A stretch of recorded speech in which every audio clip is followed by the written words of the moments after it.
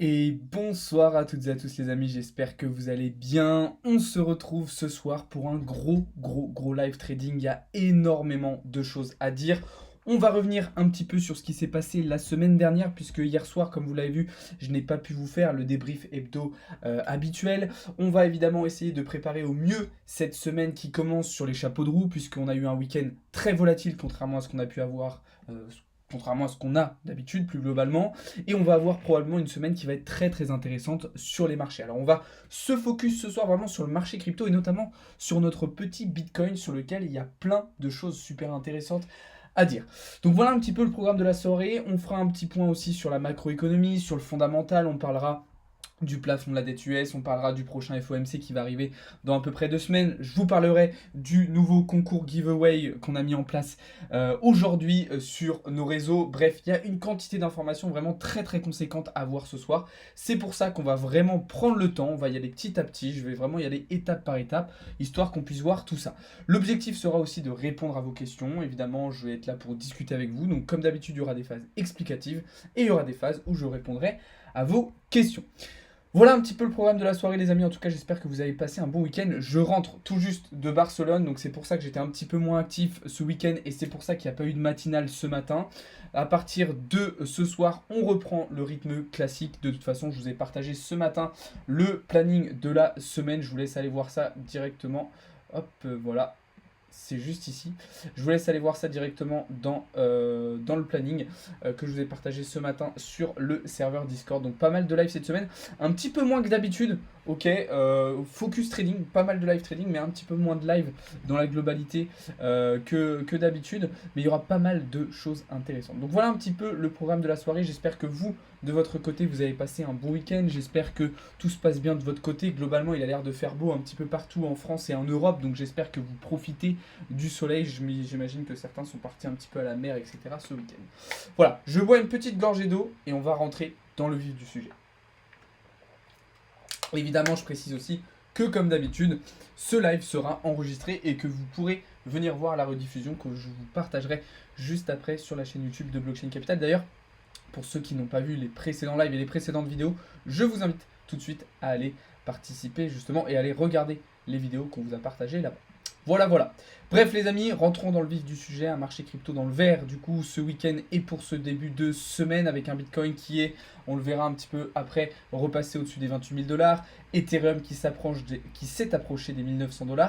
Du côté des alts, c'est un petit peu plus hétérogène aujourd'hui, mais on verra un peu plus en détail plus tard que globalement il y a eu pas mal de choses intéressantes. Sur les 7 derniers jours, même chose, un marché qui a été assez hétérogène mais avec des très belles performances. Je pense notamment au Matic, au QNT, au GRT, à la AVE ou encore au FIL qui nous ont montré de très belles choses.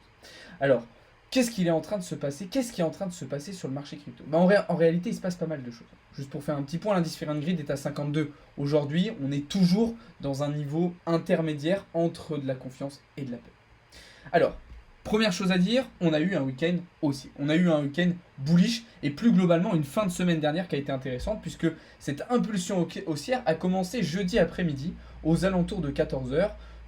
On était alors plutôt proche des 26 000 $. On avait fait dans la nuit de mercredi à jeudi une touchette aux alentours des 25 800 et après ça, on est parti très fort vers le haut. On avait récupéré grâce à cette impulsion vers le bas justement suffisamment de liquidité pour venir chercher plus haut.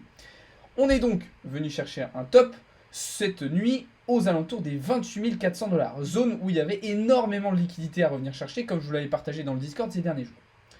Globalement, si on regarde les maps de liquidité actuellement, un retour vers les 27 000 $ semble totalement envisageable. D'accord, c'est clairement ce qu'il faut anticiper.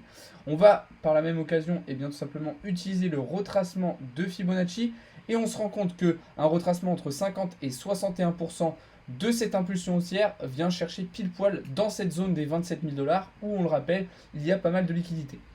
On observe ici une belle zone de FVG avec un retest de structure qui serait intéressant.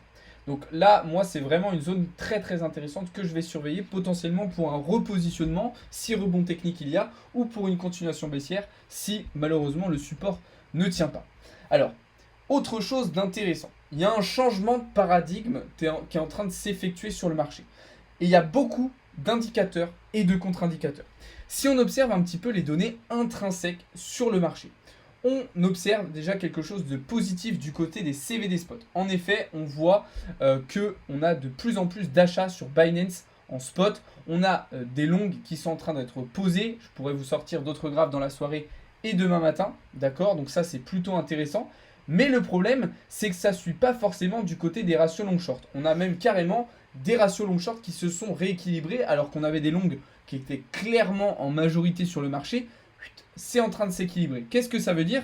Ça veut dire que oui, il y a eu une très belle impulsion haussière, mais malheureusement, les acteurs sur le marché n'y croient pas. Et du coup, il y a beaucoup de personnes qui repassent bearish, contrairement à ce qu'on avait pu avoir ces derniers temps. On observe aussi, alors je vous le disais à l'instant, de l'achat en spot, mais d'un point de vue futur, malheureusement, pas suffisamment de volume. D'accord? C'est d'ailleurs la raison pour laquelle je pense que ça va s'essouffler très très rapidement et c'est possible que du coup on ne réagisse pas sur les 27 000 $ et qu'en fait cette impulsion haussière est tout simplement celle qu'on attendait depuis plusieurs semaines maintenant. Alors on l'attendait un petit peu plus haut, plutôt vers les 28 800 $, mais c'est possible que cette impulsion haussière soit la dernière et que désormais on soit parti pour aller chercher les 22 000 $. C'est quelque chose d'envisageable. Attention, je précise bien que ce n'est pas forcément le scénario qui va se réaliser, mais c'est quelque chose qu'il faut prendre en compte absolument. D'accord? Donc voilà un petit peu ce que je pouvais dire là-dessus. En tout cas, cette volatilité nous permet de prendre de très très belles positions. Vous voyez à l'écran les positions de la semaine dernière que je vous ai partagées sur Bitcoin dans le serveur Discord. Donc des positions qui sont extrêmement bien passées. Il y a eu un déroulement idéal. On avait fixé les premiers TP dans cette zone, mais au final, si vous allez chercher et vous aviez la patience d'attendre jusqu'aux 28 000 $, il y avait un très très beau trade à plus 10 R à venir chercher. Donc félicitations à ceux qui ont suivi ces positions que je vous avais partagées dans le Discord. Et je crois qu'il y en a certaines que je vous avais partagées aussi pendant les matinales trading. Donc pour ceux qui suivent les matinales, et il faut les suivre, c'est très important, eh bien vous avez pu profiter de cette possibilité, de la possibilité de prendre ces très très belles positions. Vous voyez ici plus 4R, plus 10R, plus 10R ici. Donc vraiment, il y avait des très très très très belles opportunités. Voilà un petit peu ce que je pouvais dire pour le moment sur Bitcoin. En tout cas, je vais pour le moment attendre un retracement, comme je vous le disais à l'instant, en direction des 27 000 $. Et à ce moment-là, je prendrai une nouvelle décision sur soit un nouveau positionnement en longue pour potentiellement retourner chercher encore un petit peu plus de liquidité vers les 28 800 $, soit j'observerai clairement un manque de réaction, de volume et de force du côté de Bitcoin. Et dans ce cas-là, je resterai et je renforcerai mes positions en short pour aller chercher des targets, comme je vous l'avais déjà dit, en direction des 22 000 $. Encore une fois, si vous n'avez pas mon analyse dans sa globalité, puisque là je parle de notions que j'ai déjà abordées les semaines précédentes, je vous invite à aller voir les vidéos sur la chaîne YouTube pour comprendre un petit peu dans quel contexte nous sommes, dans quelle vision nous sommes et quel est le scénario un petit peu attendu à court, moyen et long terme. D'accord? Donc voilà un petit peu ce que je pouvais vous dire pour le moment sur Bitcoin d'un point de vue technique. Et je parle bien uniquement d'un point de vue technique parce que bien évidemment qu'au fur et à mesure du live, on va aussi prendre en compte des données fondamentales, des données macroéconomiques qui vont nous permettre d'améliorer notre compréhension et d'avoir une lecture la plus pertinente possible de ce qui se passe actuellement sur Bitcoin. D'accord? Évidemment, je vais prendre en compte les signatures du 1er juin, comme tu le dis JP dans le chat. Évidemment, je vais prendre en compte le prochain FOMC qui arrive le 14 juin prochain. Évidemment, on va prendre en compte, comme je vous le disais, les résultats macroéconomiques qu'on va avoir tout au long de la semaine parce qu'il va y avoir des choses intéressantes. Donc si, ne vous inquiétez pas, oui, l'analyse technique est importante, mais attention, toujours ne pas négliger les données fondamentales et macroéconomiques qui vont avoir toute leur importance. D'accord? Donc voilà un petit peu ce que je pouvais vous dire pour le moment sur Bitcoin. Je vais commencer à répondre aux premières questions. Après, on va aller sur Ether. Après, on va aller sur les alts. Après, comme je vous disais, on va aller sur le fondamental, sur la macro. On va aussi parler des marchés financiers traditionnels. Il y a énormément de choses, comme je vous le disais, à voir ce soir. Donc ne vous inquiétez pas, soyez patient. Si je n'aborde pas certains sujets, c'est probablement parce que je n'ai pas eu encore le temps et que je vais les aborder un petit peu plus tard dans le live. Donc ne vous inquiétez pas, soyez patient, écoutez et regardez ce que je dis et vous allez voir qu'on va rentrer dans le détail sur tous ces points-là. Excellente analyse, merci beaucoup. Salut à tous en tout cas hein, pour ceux qui arrivent, merci beaucoup à ceux qui sont présents ce soir, j'espère que vous allez bien encore une fois et que vous avez passé un bon week-end. Perso, j'ai pris un bail à BTC à 26 400, bien joué Mathieu, félicitations à toi. Félicitations, c'est une très très belle exécution de trade. Le gold, tu en penses quoi? On va y venir un petit peu plus tard dans le live, Adri. C'est le BTC, oui Gaëtan, c'était le BTC qu'on regardait juste avant. Salut, dans tes vidéos, tu veux dire quoi par récupérer les liquidités? Eh bien en fait, le marché en se déplaçant, si tu veux, je t'inviterai plutôt, pour avoir une explication détaillée de cette notion, venir dans le Discord et regarder les vidéos sur YouTube.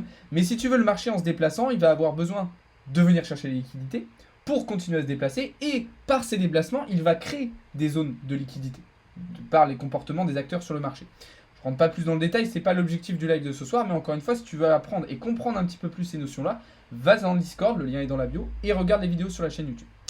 Donc voilà. Ce week-end, j'ai minté NFT Metari. Ok, je connais pas, mais pourquoi pas. Le gold, tu en penses quoi? Comme je t'ai dit, Adrien, on va y venir un petit peu plus tard dans le live, ne t'inquiète pas. D'accord? Alors, on va désormais parler un petit peu d'Ethereum. Non, je vais finir juste rapidement sur Bitcoin. Du coup, évidemment, pour vous dire que je vais prendre en compte, comme vous le savez, les décisions autour du plafond de la dette qui vont arriver cette semaine. Je vais prendre en compte aussi le FOMC du 14 juin prochain et évidemment toutes les news macroéconomiques qu'on va avoir tout au long de la semaine qui vont pouvoir potentiellement créer de la volatilité, on le verra tout à l'heure, en fonction de ce que nous fera l'indice devise-dollar tout au long de la semaine. Bref, je rentrerai dans le détail un petit peu après. Donc, comme je vous le disais, du côté d'Ethereum, quelque chose d'intéressant. On avait pris et on avait tenté de prendre cette première position la semaine dernière qu'on a clôturé à BE du coup ce week-end. D'accord? Et au final, on est venu chercher le scénario initial qu'on avait attendu depuis un bon moment. C'est-à-dire de revenir chercher, des prix d'entrée sensiblement les mêmes que ceux qu'on avait pris au début du mois de mai. Donc là, normalement, si vous avez suivi un petit peu ce que je vous ai dit dans le Discord, etc., vous avez dû rentrer de nouveau sur Ethereum hier. Enfin, hier, on va dire hier soir dans la nuit. D'accord? Donc là, pendant un moment, votre trade se passe bien. Ça, c'est encore une fois une position qui a été envoyé dans le Discord et qui a été présenté un certain nombre de fois dans les matinal trading et dans les lives. D'accord? Alors ce matin, pour ceux qui n'avaient potentiellement loupé les premières analyses, je vous ai envoyé une deuxième prise de position sur Ethereum. Malheureusement, on n'est pas venu chercher sur cette position le prix d'entrée. Je m'attendais ici ce matin à une dernière petite impulsion avant d'aller chercher une chute. Donc là, c'est pas grave, moi je suis rentré dans ma position. Malheureusement, ceux qui n'étaient pas dedans, vous n'avez pas pu forcément rentrer. Mais faut se dire que sur Ethereum, on a sensiblement la même analyse que sur Bitcoin. Donc, soit on va avoir une réaction ici aux alentours des 1840, et dans ce cas-là, on pourra aller chercher une continuation haussière vers les 2000$. Soit, eh bien, on considère que cette impulsion était la dernière, qu'elle nous a permis de venir combler cette FVG, chercher l'order block, et dans ce cas-là, on va ensuite repartir bien plus bas, et dans le scénario baissier, dans le scénario baissier qu'on attend aussi depuis un bon moment sur Ethereum, qui nous ramènerait à des targets en direction des 1500$. D'accord? Je vous rappelle, avec toute cette zone de liquidité à revenir chercher sur Ethereum. D'accord? Bien sûr que si, on peut toujours short les cryptos, Pélo. Bien sûr que si.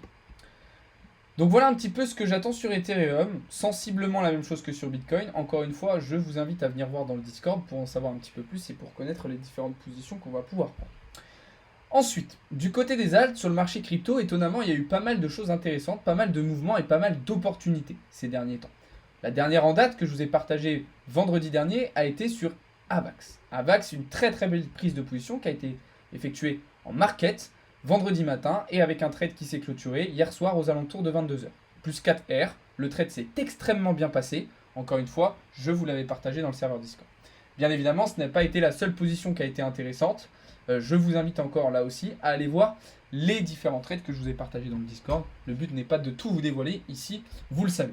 D'ailleurs, en parlant de résultats, je vais faire un petit point justement sur les résultats du serveur Discord. Enfin, sur les résultats pas du serveur Discord, mais de l'équipe Blockchain Capital et du projet Blockchain Capital, puisqu'on a eu des performances vraiment, une fois de plus, très intéressantes la semaine dernière, bien qu'un petit peu moins fortes, bien qu'un petit peu moins impressionnantes, j'ai envie de vous dire, que les semaines précédentes. Alors ne bougez pas, je suis en train de vous prendre ça sous la main. Voilà. Tac. Vous avez ici les résultats du coup de la semaine précédente chez Blockchain Capital. Donc pour ceux qui font partie du VIP, vous avez pu réaliser normalement des performances s'approchant des 20%. Sur le copy trading, Paul, vous le savez, était toujours en formation la semaine dernière, depuis 2 semaines, donc il n'y a pas eu de nouvelle prise de position sur le copy trading. Sur le prop firm, belle performance de plus de 4%. Et sur les comptes entreprises, c'est là où les performances ont été un petit peu plus basses que d'habitude, plus 10,47%, tout simplement parce que je n'ai pas été suffisamment méticuleux dans le respect de mon plan vis-à-vis de mes prises de position sur Bitcoin et sur Ethereum notamment. Bref, vous pouvez aller voir si vous voulez dans le Discord les résultats des semaines précédentes, ce qui vous permet d'avoir une sorte de track record un petit peu sur la durée.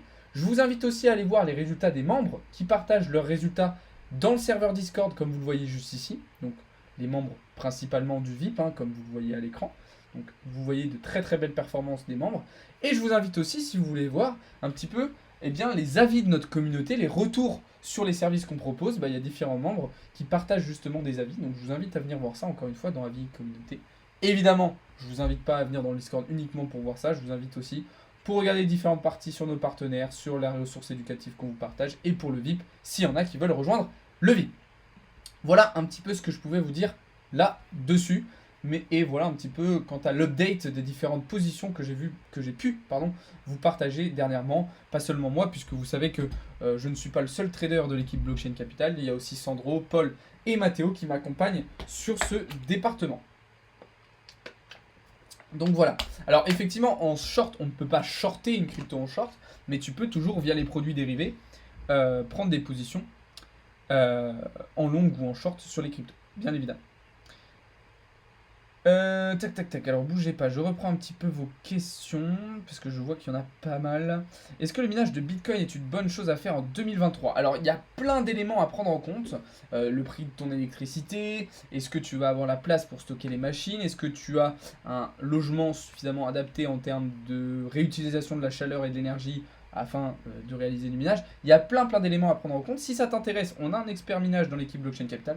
Je t'invite à venir dans le Discord et à lui poser tes questions. Mais oui, ça peut être une bonne idée, mais ça peut aussi être une très mauvaise idée. D'accord? Donc ça va vraiment dépendre de plusieurs éléments qu'il faut absolument prendre en compte. D'accord? Merci sur TikTok, tous ceux qui envoient des likes, tous ceux qui partagent, tous ceux qui s'abonnent. Merci aussi à tous ceux qui sont sur Twitch d'être présents, ça fait extrêmement plaisir. Voilà. Alors, maintenant qu'on a parlé un petit peu du marché crypto, bien évidemment, il y a d'autres choses que je surveille actuellement. Il y a pas mal de mouvements, comme on le voyait sur les 7 derniers jours. Il y a eu des belles performances de certaines cryptos. Évidemment, on va aussi garder un œil sur les marchés financiers traditionnels. On va garder un œil, bien évidemment, sur l'indice devise dollar qui continue de monter, bien que la journée d'aujourd'hui ait été plutôt calme jusqu'à maintenant. L'indice devise dollar qui, pour moi, se dirige toujours en direction des 106 points. D'accord? Donc en direction de ce top précédent. Ce qui, vous le savez, pourrait mettre en difficulté le reste des marchés, puisque généralement, quand l'indice devise dollar monte, on observe plutôt un repli des autres classes d'actifs, crypto-monnaies, actions, indices ou encore matières premières. Bien évidemment, ce comportement du dollar va être impacté par différents éléments. Le plafond de la dette, qui revient énormément dans les débats en ce moment. Alors, comme je vous l'ai dit ce week-end, visiblement, pour le moment, un accord de principe a été trouvé entre Biden et McCarthy, ce qui devrait permettre de rehausser une nouvelle fois le plafond de la dette. Il va falloir aussi prendre en compte le prochain FOMC qui a lieu le 14 juin prochain. Comme je vous le montrais la semaine dernière, on a eu une bascule totale des estimations de potentielles nouvelles hausses des taux d'intérêt directeurs. Là où encore la semaine dernière, on s'attendait plutôt à des taux d'intérêt directeurs qui devaient se maintenir à 5,25%. Les probabilités se sont totalement interversées pour aujourd'hui 60% des estimations qui tablent sur une augmentation des taux d'intérêt à 5,5%. Pourquoi et comment on est arrivé à ce résultat? Eh bien tout simplement par des statistiques macroéconomiques la semaine dernière qui ont été globalement inflationnistes. Inflation, ça veut dire que la Fed va être obligée d'augmenter ses taux US et on en revient encore du coup au fait que si les taux US montent, le dollar monte et les classes d'actifs risqués vont se retrouver davantage en difficulté. D'accord? Donc ça aussi va être quelque chose à prendre en compte. Pour y venir justement sur les résultats et les statistiques macroéconomiques qu'on va avoir cette semaine. Demain, 16h, confiance des consommateurs. Là, dans un contexte d'inflation, c'est évidemment un résultat qu'on va surveiller attentivement. Pourquoi? Parce que des consommateurs qui ont confiance sont des consommateurs qui vont justement consommer davantage. Et si la consommation augmente, ça peut potentiellement alimenter l'inflation.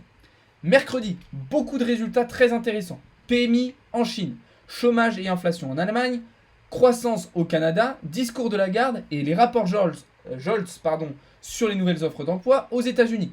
Très grosse journée mercredi, pas mal de volatilité à prévoir. Jeudi, même chose, très grosse journée, avec notamment à surveiller les indices PMI dans un certain nombre de pays, Chine, Australie, Royaume-Uni, Allemagne. On aura les résultats de l'inflation en Union Européenne et un autre discours de Christine Lagarde. On aura à 13h30 le compte-rendu de la Banque Centrale Européenne, comme l'a fait la Fed la semaine dernière. Et tout au long de l'après-midi, on aura notamment des résultats sur l'emploi américain, mais aussi les stocks de pétrole, comme tous les jeudis. Et enfin, vendredi, on terminera la semaine en beauté avec le taux de chômage aux États-Unis à 14h30. Donc tous ces éléments, combinés entre eux, vont là aussi créer de la volatilité et vont impacter potentiellement l'indice devise dollar, qui lui aussi va directement impacter les indices boursiers américains. Les indices boursiers américains qu'on a actuellement dans le viseur, et notamment Nasdaq, qui continue à faire de très très belles performances, portées majoritairement par le secteur de la tech, et je pense notamment à Nvidia, on en reviendra un petit peu plus tard, qui a réalisé des performances en bourse extraordinaires la semaine dernière, portées là aussi, voilà, quand je disais par la tech, notamment par l'IA, le développement de l'IA aujourd'hui qui alimente un petit peu tout ça. Nasdaq sur lequel on s'était positionné pour ceux qui sont dans le Discord il y a maintenant quasiment un mois. Un premier TP qui avait été touché du coup la semaine dernière, un retest parfait de la structure et désormais on se dirige clairement vers notre deuxième zone de profit. S&P 500, lui de son côté, peine un petit peu plus à break sa résistance intermédiaire des 4160 points, même si aujourd'hui, là... Ah non, c'est pas aujourd'hui, pardon. Même si vendredi, on a fait une belle clôture hebdomadaire. D'accord? Donc à voir demain à l'ouverture de Wall Street, comment évolueront les marchés.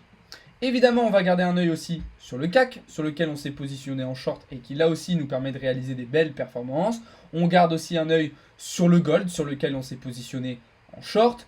Et évidemment sur les paires de Forex et notamment l'euro USD sur lui aussi, lequel on est toujours en short. D'accord? Donc vous voyez que majoritairement on est sur des positions vendeuses. Pourquoi? Parce que comme je vous le disais, je m'attends plutôt à un dollar qui devrait monter. Donc au vu aussi du contexte avec la dette, avec le prochain FOMC, etc., globalement, vous le voyez, je suis plutôt vendeur sur les marchés actuellement. Bien évidemment, je prends en compte énormément de données techniques, fondamentales et macroéconomiques, comme je viens de vous l'expliquer, pour arriver à ces conclusions et pour arriver à l'exécution de mes prises de position, bien évidemment.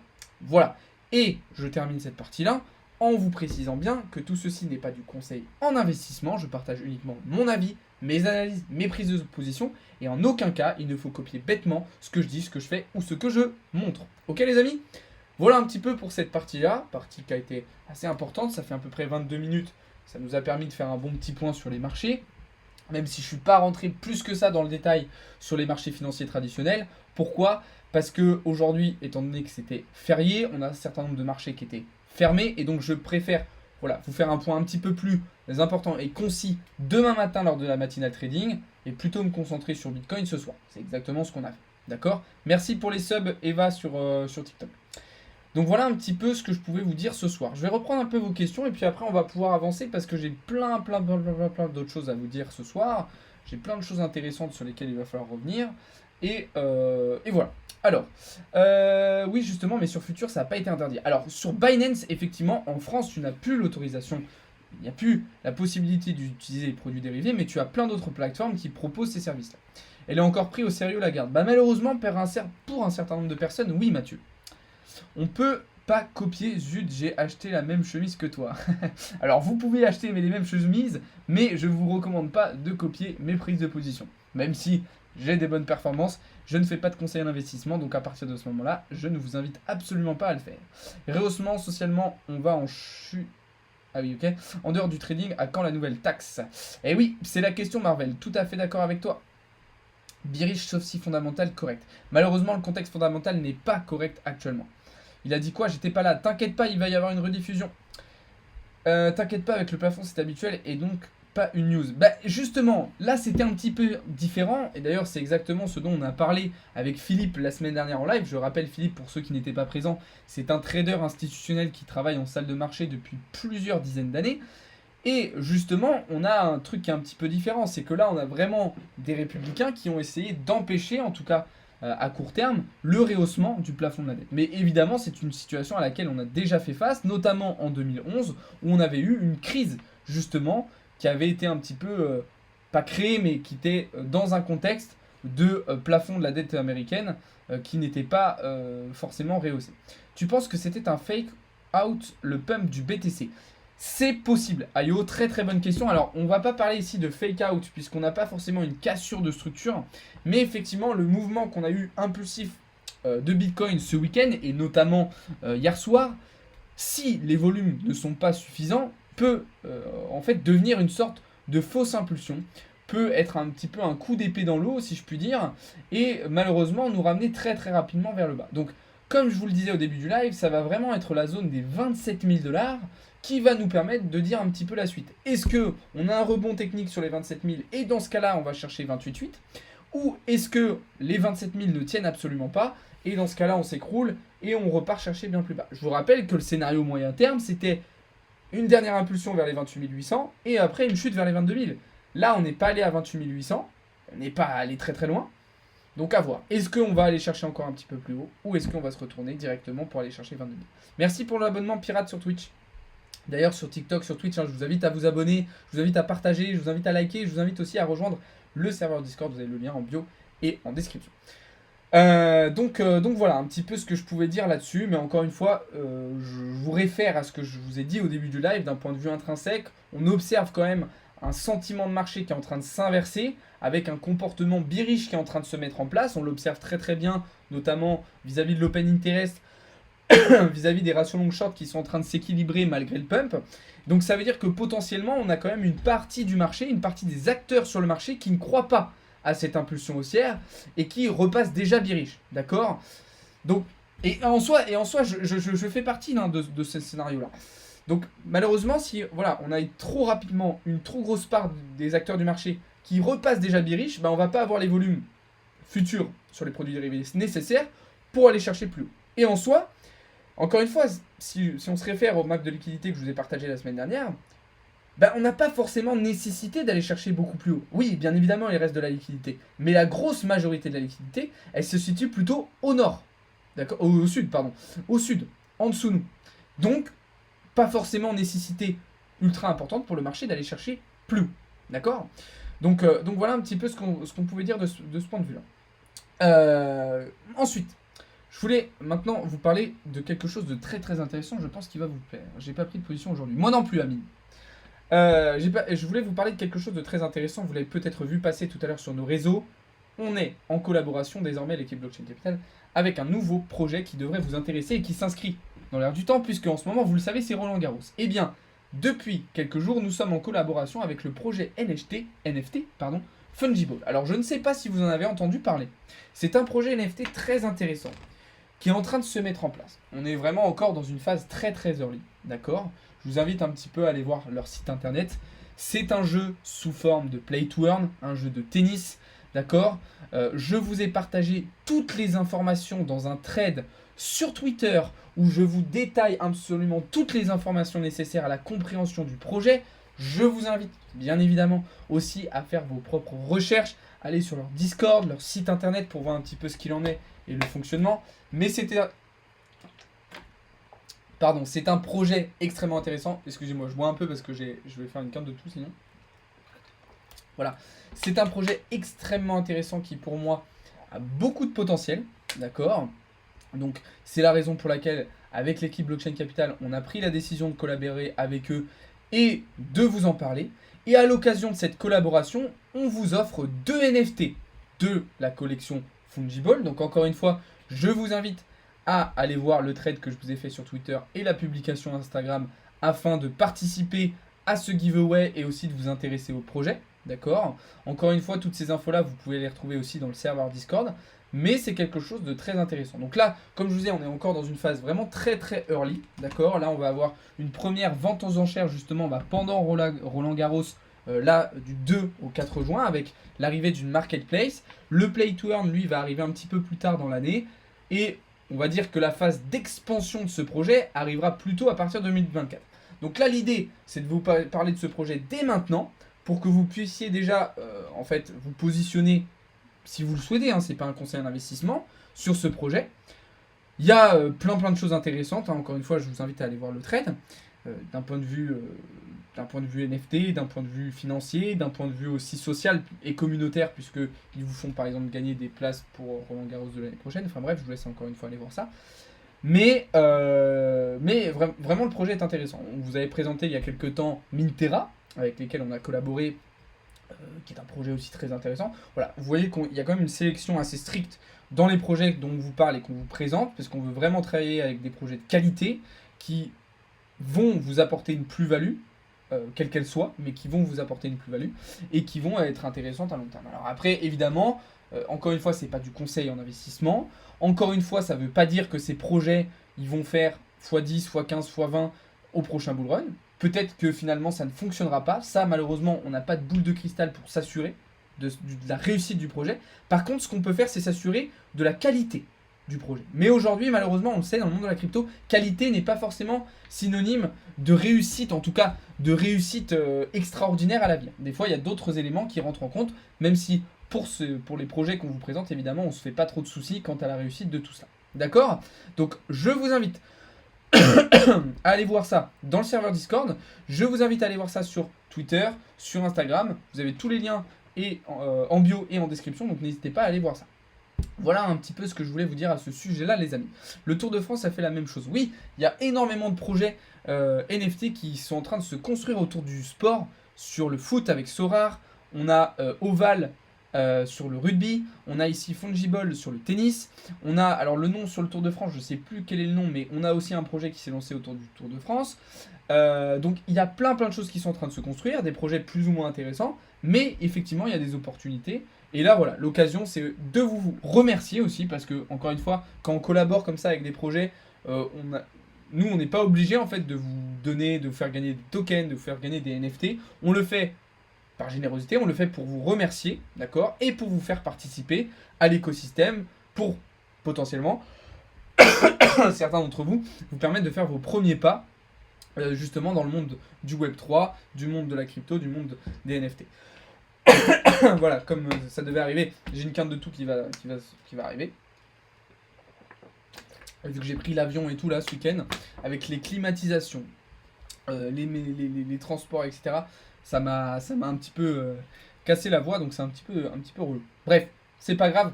Globalement, j'ai fait un petit peu près le tour de ce que je voulais vous dire ce soir. Je vous ai un petit peu partagé les infos importantes, on va dire. Donc encore une fois, je vous invite aussi à checker le programme des lives de la semaine chez Blockchain Capital, puisqu'il va y avoir plein de choses intéressantes. Encore une fois, je vous l'ai partagé dans le Discord. Une semaine très axée trading. Cette semaine, vous voyez une grosse majorité des lives qui sera avec moi. Du coup, vous aurez aussi des cours du soir pour ceux qui sont dans le VIP. D'accord? Donc beaucoup de lives trading cette semaine. Un petit peu moins d'actualité, un petit peu moins de DeFi par rapport à d'habitude. Mais vous inquiétez pas, à partir de semaine prochaine, tout reviendra comme d'habitude. Donc voilà pour cette partie-là. Encore une fois, je vous invite à venir dans le Discord et à regarder la rediffusion de ce live pour avoir toutes les informations nécessaires sur ce qui est en train de se passer sur Bitcoin, d'un point de vue technique, fondamental, macroéconomique, avec toujours cette question du plafond de la dette, du FOMC, des statistiques macroéconomiques. Encore une fois, je ne suis pas rentré trop en profondeur sur les différents marchés ce soir, puisque vu que c'est férié, il y a un certain nombre justement des marchés qui sont fermés. Donc l'idée, ça sera de rentrer un petit peu plus en détail et en profondeur demain matin dans la matinale trading, d'accord? Mais vu que j'ai pas pu vous faire un débrief hebdo hier soir, je voulais quand même faire un point sur les marchés avec vous ce soir, vous partager les petites infos, faire le point aussi sur les résultats, etc. Bref, maintenant que ça c'est fait, je vais vous laisser tranquille, d'accord? Je vais vous laisser profiter de ce week-end prolongé et du beau temps qu'on a actuellement. Donc si vous avez des questions complémentaires, n'hésitez pas à les poser dans le serveur Discord. Vraiment, n'hésitez pas à venir nous voir sur les différents réseaux sociaux, à venir sur le serveur Discord, etc. En tout cas, je vous remercie sincèrement de nous suivre. Merci beaucoup à tous ceux qui étaient présents ce soir. Je vous mets la rediffusion du live juste après sur la chaîne YouTube. Je sais, j'avais prévu de faire un live un petit peu plus long ce soir. Malheureusement, voilà, comme je vous ai dit, avec ma voix, c'est un petit peu compliqué. En plus, je suis allergique au pollen. Donc là, voilà, je suis pas du tout au top de ma forme.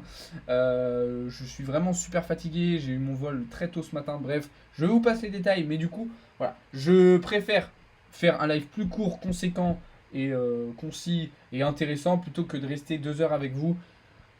Voilà, je préfère faire plus court ce soir, vous faire une bonne matinale trading demain matin, ça sera aussi bien pour vous que pour moi, donc j'espère et je pense que vous comprendrez. En tout cas, encore merci beaucoup à tous ceux qui étaient présents ce soir. Je vous souhaite à toutes et à tous une très bonne soirée les amis, et puis je vous dis à demain matin. Alors je vous dis à ce soir dans le serveur Discord parce qu'il va y avoir des choses, évidemment, comme d'habitude, et sinon je vous dis à plus tard demain matin, 8h30 comme d'habitude pour la matinale trading. Ciao tout le monde, c'était Alex pour Blockchain Capital.